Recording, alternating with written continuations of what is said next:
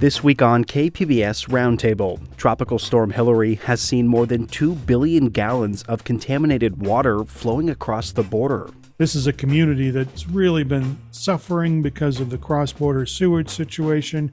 And then on top of that, we have this boil water order.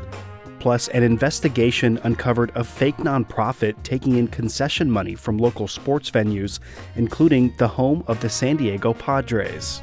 They were in this park for 9 years, a very, very long time. And it's been 10 years since Bob Filner resigned as mayor of San Diego following sexual harassment allegations. There were so many people, in hindsight, that I learned about much, much later, who knew what Bob Filner was doing. Don't go anywhere. Roundtable is coming up next. Welcome to KPBS Roundtable. I'm Matt Hoffman. Contaminated water is nothing new for those living in the coastal border region. These cross-border sewage flows have led to frequent and long-term beach closures. In fact, the beach just north of the border has had contamination warnings since December of 2021. But last week, South Bay residents' drinking water also became contaminated. It led to a boil water advisory, which was later lifted. All of this happening while the region faces an increase in sewage in its ocean waters as a result of Tropical Storm Hilary. And South Bay's residents and their leaders are voicing their frustration about contaminated water. Here's how California Assemblyman David Alvarez put it. Over 110 billion gallons of sewage have poured into the coastline here in Imperial Beach since 2018. So we asked the president, do all communities deserve the right to clean water or only a few? We asked the same question here in the state of California. Joining us now with more is KPBS environment reporter Eric Anderson. Eric, welcome back to Roundtable. My pleasure. Great to have you here. So unfortunately, as we said, South Bay residents, they're very familiar with sewage flowing into the water near their homes, the ocean we're talking about. But Tropical Storm Hilary, it led to more than 2 billion gallons of contaminated water flowing across the border. Was that something that officials were preparing for to happen? And what's the status like now? Well, were they prepared for it to happen? Prepared is kind of a loaded term. Were they expecting it to happen? Yes, definitely. They knew that any kind of a major rainfall in the region does cause sewage-tainted flows to flow across the border. It's more than what they can handle in their system. So more often than not, that water flows into the Tijuana estuary and then out into the ocean where it leads to contamination. Were they expecting that? Were they ready to handle it? No, they weren't, because it just created too much of a flow for them to deal with at the International Wastewater Treatment Plant. There was a time during the storm itself when the rain was falling that they were getting so much flow, they couldn't treat it through the International Wastewater Treatment Plant, and they were just basically allowing that water to flow into the ocean outfall without being treated at all. So normally they send 25 to 30 million gallons of treated wastewater out, that outfall. On top of that, they were adding 20 to 30 million gallons of untreated water and sending it out into the outfall. The Regional Water Quality Control Board, in fact, is probably going to issue notices of violation because it does not meet the standards set in their discharge permit. So we know that was going on, but then South Bay residents, their drinking water was also in jeopardy last week. Over 100,000 people put under a boil water advisory, and we know that that's since been lifted, Eric, but what exactly happened there? Yeah, this was just kind of really bad timing for this to happen, too. It's right after Hilary hit. There was a test. The California American Water Systems runs that water system in the South Bay, and they were testing, at different faucets around their service area. And at one of the faucets, they got a hit for E. coli. They, did the test, took the sample, put it in the lab. 24 hours later, there were E. coli in that lab sample. So they got a positive test. What they say they think happened was that somehow the faucet where they took that sample was contaminated, not the actual water, itself. But because there was a positive test, they had to have 2 consecutive negative tests in the 24 hours and then 48 hours after that positive test before they could lift their boil water order. So this is a community that has really been suffering because of the cross-border sewage situation. And then on top of that, we have this boil water order. So it sounds like that is not connected to cross-border sewage from the storm, right? Yeah, that was a concern early on. That was where a lot of the questions were coming from when the boil water order was first issued. But there was no contamination of the water system as a result of all the rain and the tainted water that flowed across the border. And we know that you've reported extensively on how hard Imperial Beach has been hit when it comes to contaminated water. You actually recently spoke with Imperial Beach's Mayor, Paloma Aguirre, and she shared some of her frustrations with you and just the whole situation there. And we know that she and others are pushing for a state of emergency from the state or from the federal government. What would that do, and how likely is that to happen? Yeah, this has been something that the mayor of Imperial Beach, Paloma Aguirre, has been calling for some time. It's the declaration of a state of emergency, both in the state of California and from the federal government. What that would do is it would free up money. It would basically make extra money available, open some of the funding avenues that would allow local officials then to address some of those problems. And you said that she sounded frustrated. Boy, did she ever. I talked to her a week ago at the announcement of a testing system, which we can talk about in a minute, but talked to her then, and she was just devastated by this boil water order on top of all the other issues that her community is dealing with.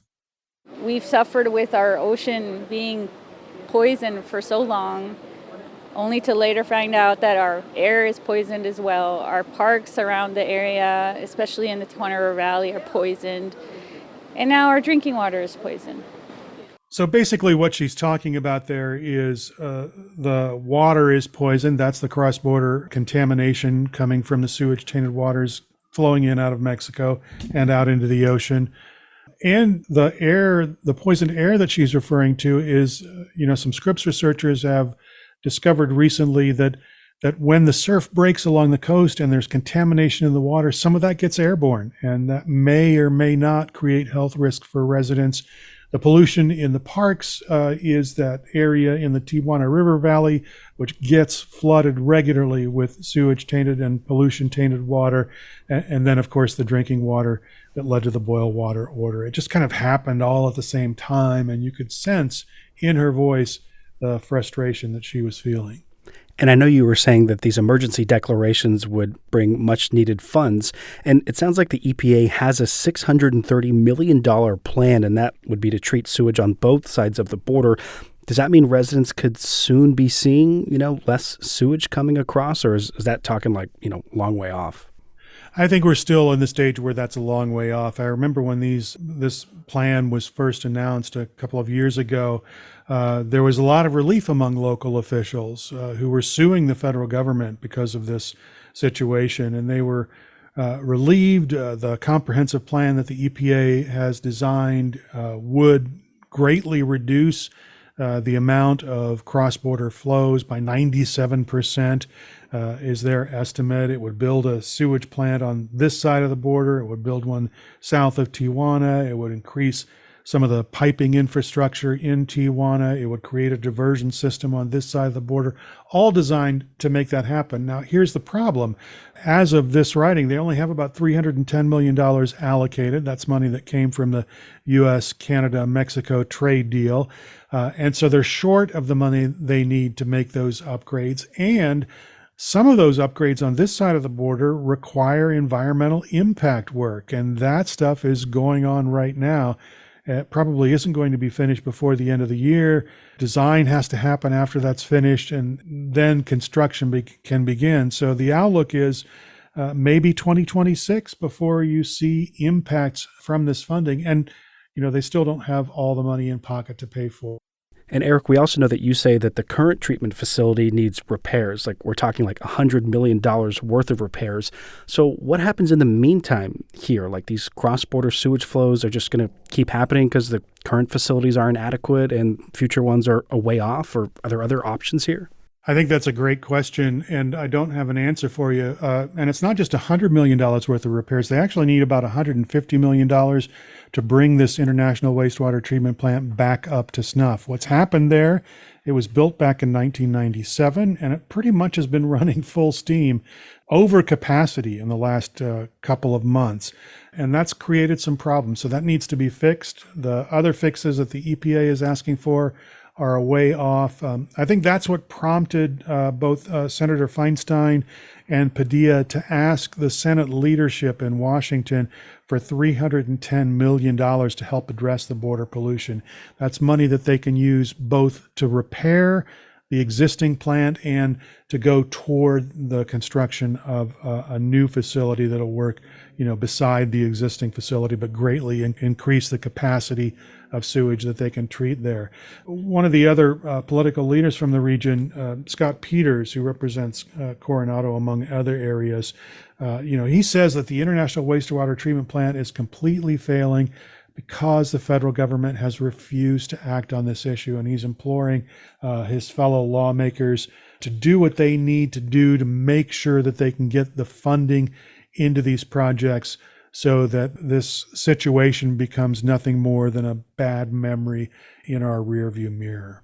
And Eric, something you mentioned earlier is about this effort from local researchers to build a tool that can better predict ocean water quality. What exactly is going on there? Sure. There are some researchers at Scripps Institution of Oceanography that are working on a system that will allow local officials to basically predict when the water is going to be contaminated with pathogens that create health risks for local residents. And so much like a weather forecast, they would have a pathogen forecast, and they could say, 2, 3, 4, maybe even 5 days out, look, it's going to be particularly bad in the coming week, or it's not going to be bad, whatever the case is. And local officials could use that knowledge, that information, to basically inform their residents. And what they're going to do is they're going to look at things like ocean currents and pollution loads and how long some of these pathogens live once they're actually out in the ocean, to help give this tool, the scientific credentials that it needs to be a valuable tool for local officials. And finally, what's next for this story? I know you've been covering this for a while, but anything else that you're watching for in the near-term future? I think the big thing that's really kind of hanging out there is whether or not the state of California and the federal government go ahead and declare that state of emergency. If they make that declaration, I think it creates avenues for assistance to be funneled into that area so that some interim things can happen that might help control some of the flows crossing the border, and it might bridge the period of time from now until when these major improvements are expected to be online, probably sometime in 2026. So it's really a question of what California and federal officials end up doing. Well, Eric, we definitely appreciate the update here. Eric Anderson is KPBS's environment reporter. And Eric, thanks for being here. My pleasure.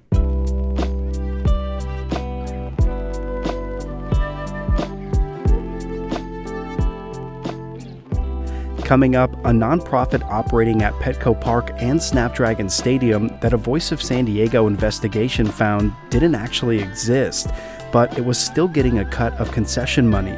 It was pretty shockingly easy to figure out, I gotta say. We're diving into the investigation and the resulting action that's now being taken. Roundtable continues right after the break. Welcome back to KPBS Roundtable. I'm Matt Hoffman. A Voice of San Diego investigation uncovered a fake nonprofit taking in concession money from local sports venues.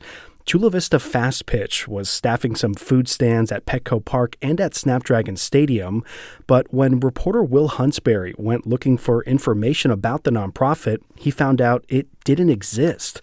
That investigative reporting has resulted in some swift action being taken, but there's still some unanswered questions as to how this dubbed fake charity was able to fly under the radar and for so long.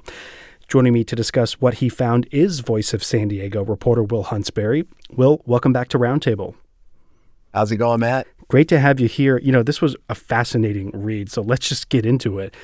Chula Vista Fast Pitched, it's a nonprofit, right? Or it was, because it was active at one point, right?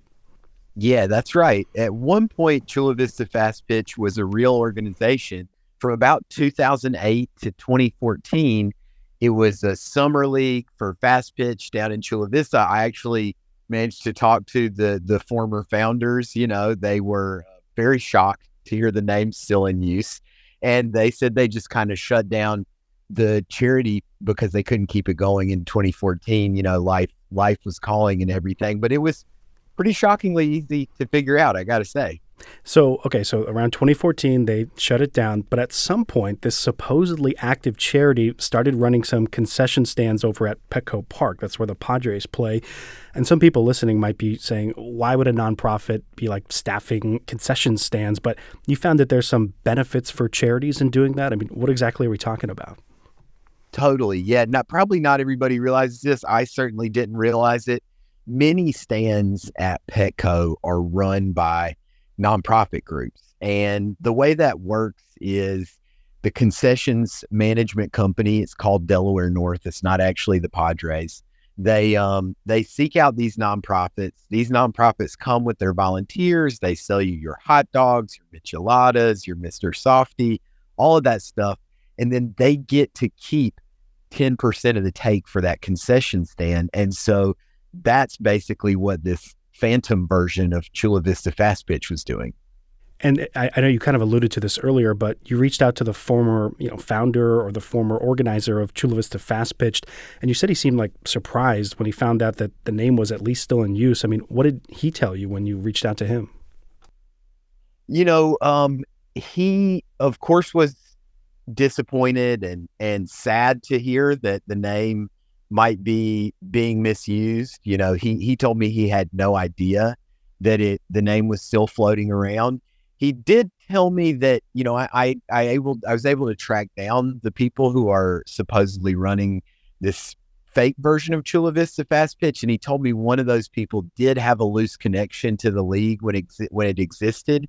He was like the brother of a coach. So I don't know if that's how the idea came around to these two guys to start this Chula Vista Fast Pitch. Yeah, so let's kind of get into that. I mean, so this charity isn't operating anymore, but someone obviously is still getting a cut from this concession money. And as you mentioned, you actually did track those people down. And I think from reading it, you went to a Padres game to find them. I mean, who are these people and what did they tell you when you confronted them? It was a bobblehead night too. So obviously I had to go to the game. But, not to make light of this serious subject matter, I had been told that it was two men named Noli Alarde and Martin Raboyo running this organization. I got Martin on the phone briefly, and he told me, yes, I'm a manager with this charity. My daughter's involved in softball, but I don't run it. Some other guy runs it. I can't remember his name, kind of thing, and pretty swiftly got off the phone, never called me back. The other guy I did track down at the ballpark, Noli. I went to the Ballpark Eats stand at section 116. It's one of Chula Vista Fast Pitch's biggest stands, or was one. I'm kind of like breaking the line, and everybody in line's kind of looking at me angry, and I get somebody to grab him from the back, and we're kind of talking across the counter very briefly. And, I'm asking him if he's involved with Chula Vista Fast Pitch, and he admits he's involved, but he says he's not in charge. In fact, he says Martin's in charge. Martin's name's on the paperwork. It's not me. So he kind of pointed the finger at the other guy and then like swiftly disappeared into the back. And so it sounds like you didn't get many answers there, but by that point you knew that the charity wasn't operating, right? Or it didn't even have like a federal tax exempt status.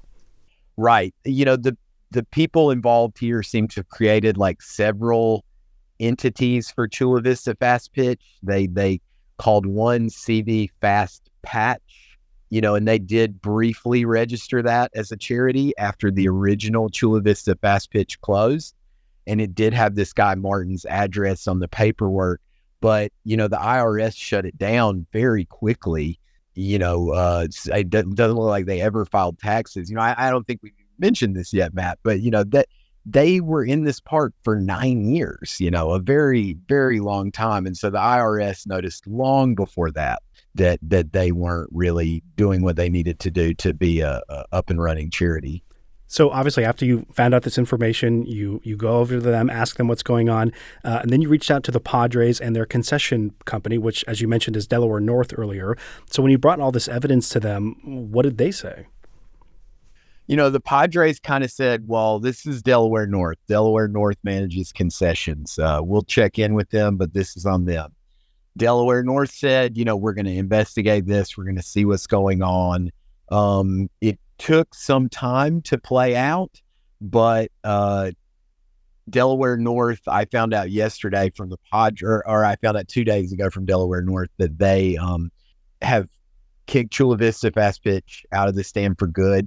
Thursday is the first home game since all this was revealed, and so Chula Vista Fast Pitch will not be back, according to Delaware North. But there's still a lot of unanswered questions about where all that money went and if it'll ever be recovered. Oh, totally. And I know that you also wrote in there that you spoke with multiple sources who said it was like an open secret that this charity didn't actually exist. So, simple question, but I don't know if you have the answer. I mean, how were they able to keep operating, as you said, for almost a decade at Padres games? Yeah, Delaware North has, I heard this via the Padres, not Delaware North, but they said, Delaware North has ensured them that they're reviewing their practices. From some emails I obtained, charities have to send in a little bit of paperwork every year to Petco, but none of that paperwork necessarily verifies that they're an ongoing charitable proposition. Now, Googling it and finding out if they are is, again, really not very hard, but it seems like maybe that wasn't part of the process. I don't have clear answers on that yet, exactly how this was allowed to go on for 9 years. And I'm definitely hoping to get it answered pretty soon.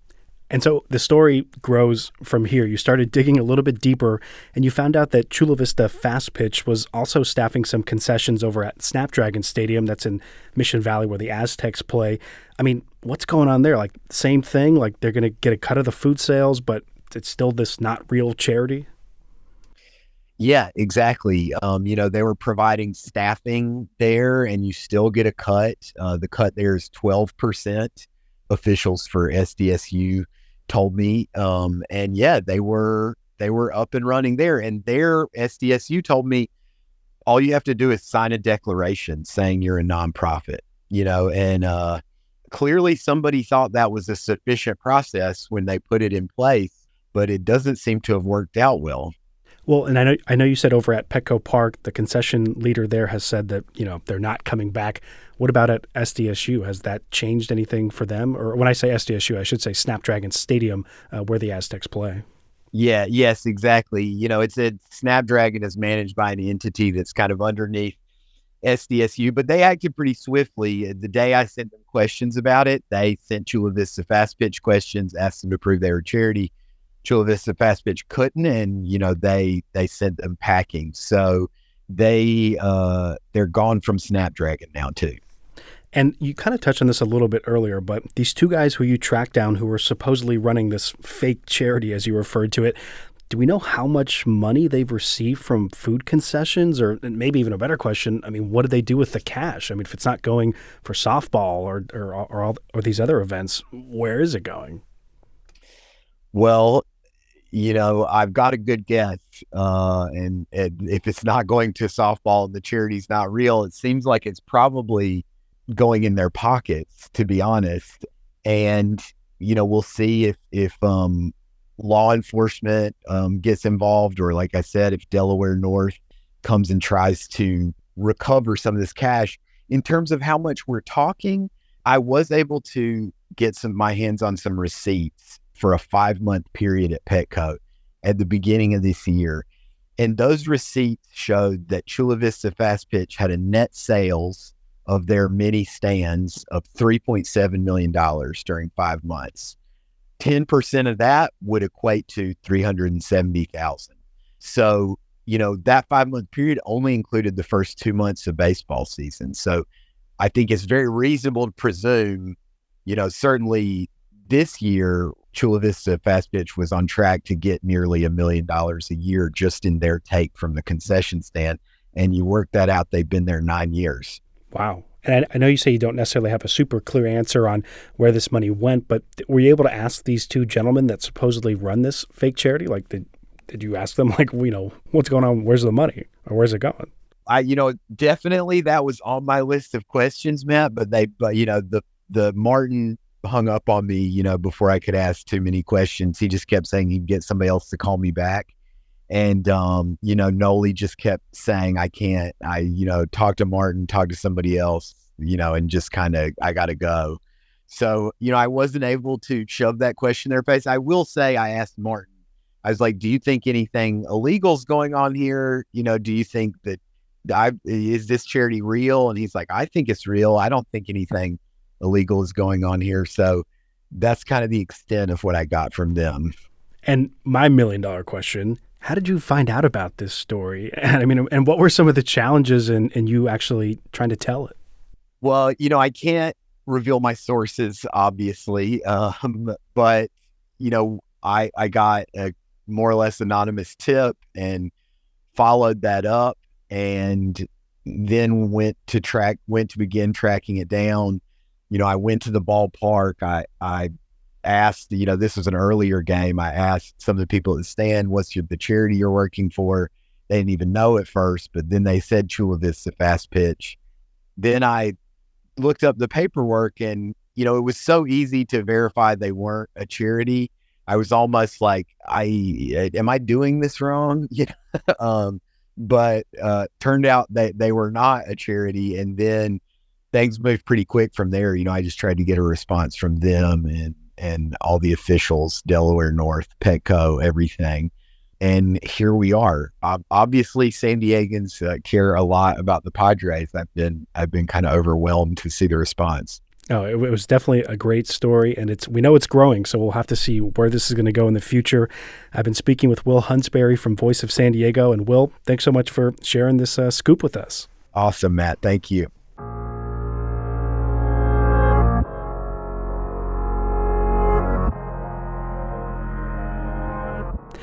When KPBS Roundtable returns, it's been a decade since former San Diego Mayor Bob Filner resigned amid sexual harassment allegations. Years after, the Me Too movement put a spotlight on the problem from men in positions of power.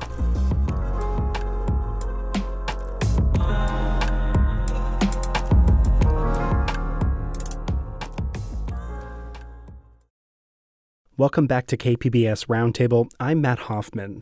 It's been 10 years since the resignation of Bob Filner as mayor of San Diego. That came after sexual harassment allegations from nearly 20 women.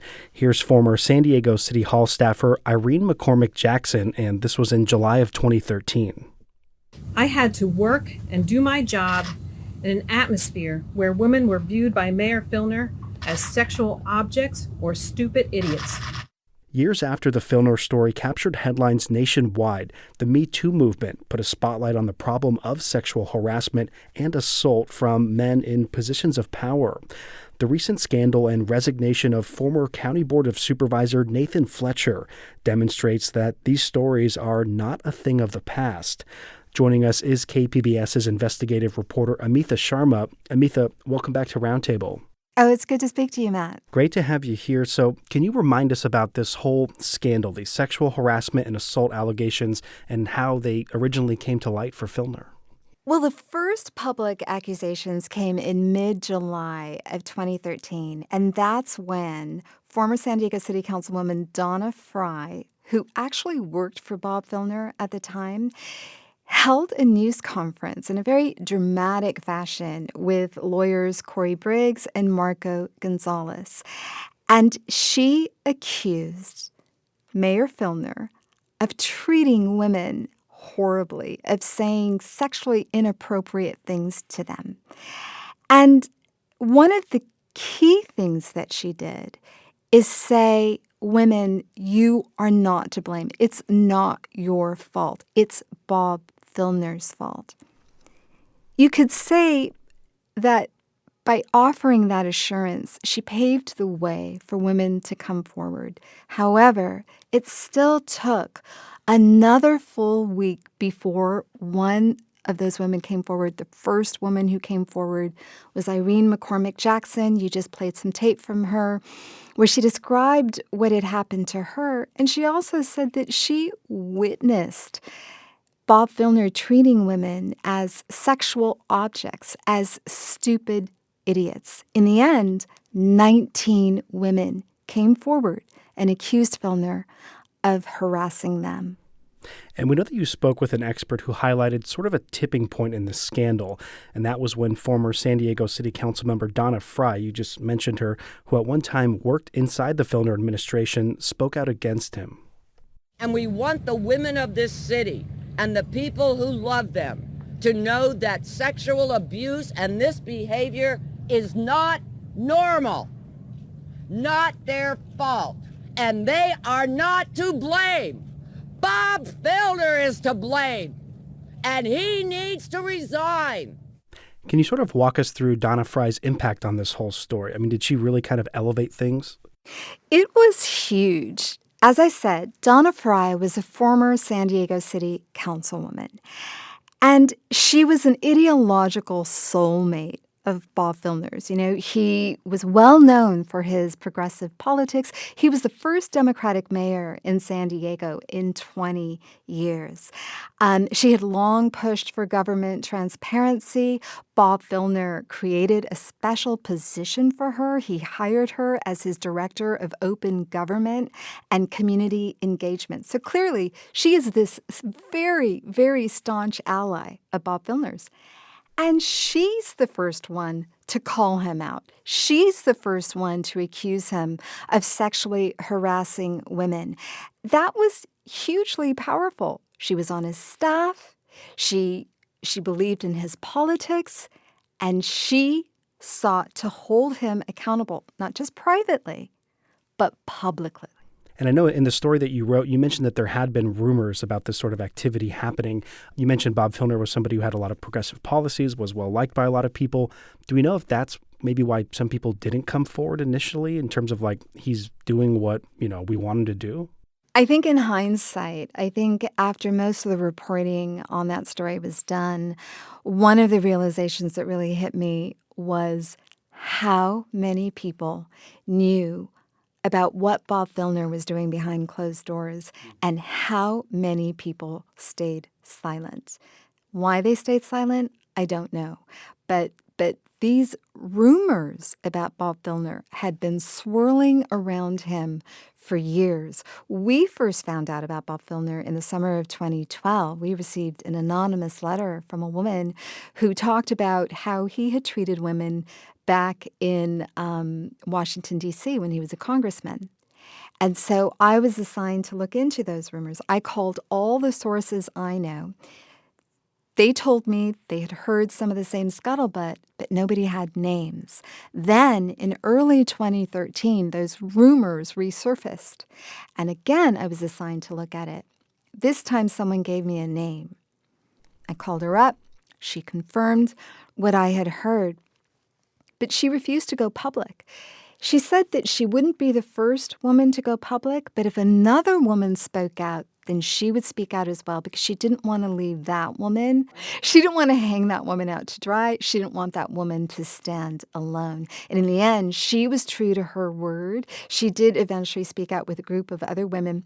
There were other women that I spoke to in early 2013 who also confirmed details regarding Bob Filner and his treatment of them, and they were just too scared to talk publicly. They said, look, this is a powerful figure. Who's going to believe me? I have no standing in this community. I have nothing to gain by speaking out. Well, and then as a reporter, when you hear these rumors, how do you go about verifying them or tracking them down, especially when people might not want to talk about it? You call everyone you know who you think is in the arena. And sometimes, well, many times people don't want to talk to you, as they didn't in the Bob Filner case, but you try to get confirmation, again, through documents, through people, and you just plug away at it. And all stories start out as rumors, really. Right. I know the best tips come from people that are, inside these organizations. But, sort of as your story captured, the world has changed so much after the Filner scandal. We had the whole Me Too movement, and it really brought attention to the problem of sexual harassment and assault inside of workplaces. But as your story states, for all that's changed, a lot has also stayed the same. What exactly do you mean by that? I mean, have you seen significant change since this Filner thing, since the Me Too movement, or what exactly do you mean there? Well, I spoke to two people whom I consider to be in the know. One is very famous women's rights lawyer Gloria Allred, and another one is Julie Roginski, who co-founded Lift Our Voices. She co-founded that organization with Gretchen Carlson, formerly of Fox News, who sued the former chairman of Fox News, Roger Ailes, for sexual harassment. And both of them told me that sexual harassment remains rampant in the workplace. What's changed since the Bob Filner scandal and Me Too is that fewer women are willing to stay silent about it. More women are saying, I'm not going to take that. I'm going to speak out about it. And the other thing that's changed is that there used to be a silence mechanism around sexual harassment. About a third of American employees are required to sign non-disclosure agreements when they start a job. That used to cover sexual harassment. There's a new law that took effect this year called the Speak Out Act. And so if a person signs one of those NDAs and then it turns out that there is sexual harassment in their workplace, they get to speak out about it. And are you hearing from these advocates that new law, could uncover more of this in the workplace? Or Yes, but there's always a caveat. And that caveat is that sexual harassment is still extraordinarily difficult to talk about. Women and some men, they don't want to be labeled whistleblowers. It is embarrassing. It can be humiliating to talk about this. And you don't want to be known as the person who sued your employer for sexual harassment. It's a huge career killer. So those issues remain. And we know that Filner did face some charges, right, stemming from all of this. Was that ultimately resolved, or is there still some legal matters here? I believe all the legal matters have been resolved. The city of San Diego ended up paying hundreds of thousands of dollars in settlements as a result of lawsuits that have been filed because of that case. Filner pleaded guilty to sexual battery and imprisonment, I believe, and served some time in home confinement. And when you look back on this, Amitha, it's been a decade. It doesn't seem like it's been that long, but what did we ultimately learn from this, or what did you ultimately learn from all this? I learned that there was this wall of complicity, really, that there were so many people, in hindsight, that I learned about much, much later, who knew what Bob Filner was doing, and they remained silent. They knew it was wrong, but they didn't talk about it. They were just willing to go along to get along. And I think that in many, many, many of the cases that ended up being made public in the Me Too movement, that same complicity machine, if you will, surfaced. There were so many employees in power, people who had less power, who understood what was happening, who witnessed what was happening, but never said anything. I've been speaking with KPBS's investigative reporter, Amitha Sharma. And Amitha, thanks so much for coming on. It's good to be here. It's now time for our weekly roundup of other stories we've been following around San Diego. And joining me, as always, is KPBS Roundtable producer Andrew Bracken. Andrew, welcome back. Hey, Matt. All right, let's get into it. What do you got this week? Well, on the streets of San Francisco, you may have heard there are actually driverless taxis that are on the streets and you can ride in them.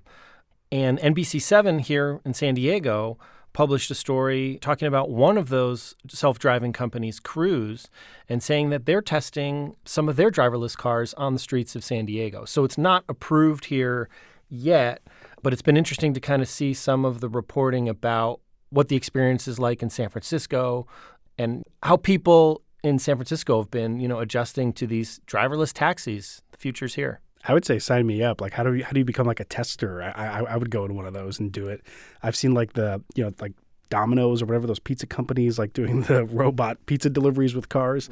Right. It is interesting, but you got to wonder about things like, because if it's driverless taxis, like I'm sure there's like taxi drivers and rideshare drivers, like that's got to take a chunk out of their pocket, out of their bottom line. Yeah, and I think there'd be a lot of steps to go through to get approved, and it was pretty contentious in San Francisco because a lot of those issues you mentioned. And it isn't, perfect. There are reports of several of these taxis stalling on San Francisco streets. I think it was related to like a music festival. And there's no, announced plans for San Diego. But it is interesting to see that they're at least testing out the streets here. And I have seen some of those viral videos where maybe there's little mishaps going on with these things. All right, what else you got? Well, I'm prone to these stories about sort of like demographics and the population, particularly about California. There's an article in the New York Times by Karina Knoll basically arguing that this endless growth that California's experienced since its inception, it seems like, might be coming to an end, and that the population could go down or at least stagnate for the next few decades. And it has, potential implications for our lifestyle here, but also just the idea of California for a long time for a lot of people has been just like, where you go, let's go to California. And that may be shifting a little bit. And this particular New York Times piece quotes a UCLA professor. We live in a world of limits, he said. And I thought that was just an interesting thing to think about California and our lifestyle here. Yeah, and you got to wonder maybe why people are leaving or why not new people are coming. And some of the, you always hear like California, New York, some of the highest taxes. We know living in San Diego, it is not a very affordable city to live in. There are other parts of California where that does happen. But yeah, and you got to wonder even further down the line, like I know we're facing a budget deficit right now and, government needs people, to collect taxes to pay for all these, safety net programs that they have here in California. Well, and we've seen this change in the population. It really hit in 2020. So it was that pandemic that really kind of made this demographic change that we're talking about start. So, yeah, it'll be interesting to see how, state leaders respond. But, again, there's an argument to be made. Maybe it's not all bad potentially either. No, totally. And I know this hits closer to home for me because, my dad lived here and then he sold his house and his retirement goes a lot further. He moved up to Idaho. So all that plays into it. All right, what else you got? Lori Weisberg from the San Diego Union Tribune published a piece about a local Mission Bay resort. Looks like it might be fined for blocking access to the coast, which, belongs to the public. Paradise Point, it's actually on city-owned land, and for a long time, I guess they would kind of put in obstacles and just make it really kind of hidden, but it actually was a public area for people could go on the bay there, and they're potentially facing a $1 million fine to kind of make up for this thing that they've been doing for many years. And I know that this is something that comes from the California Coastal Commission, which is basically the state of California, something they take very seriously. I even remember a few years ago where there wanted to be some sort of outdoor sporting event, and they were trying to get a permit from the Coastal Commission, but they would have to close parts of the beaches. And I guess ultimately they just couldn't come to an agreement on how you use some of the beaches for sports, but then leave the public access open. So it's something that, not only is a lot of residents like, but it drives tourism. So something I'm sure they take pretty seriously. All right, what else you got? A follow-up to a story we talked about last week. We have at least slightly more information about that hazing scandal at the University of San Diego's football team.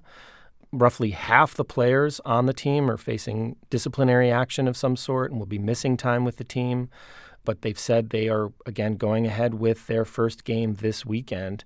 But still not a lot of details out about it, but something really troubling.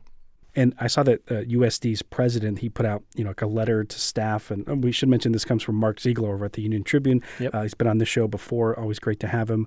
But they were saying that, it's deeply disturbing news that members have been, accused of violating the no hazing policy. But we don't know exactly what it is, though, right? We don't know exactly what they're being alleged that happened. No, I don't think a lot of details come out yet. Something I'm sure that our newsroom will continue to follow. Andrew Bracken, always great to have you here on the Roundup. Thank you, Matt.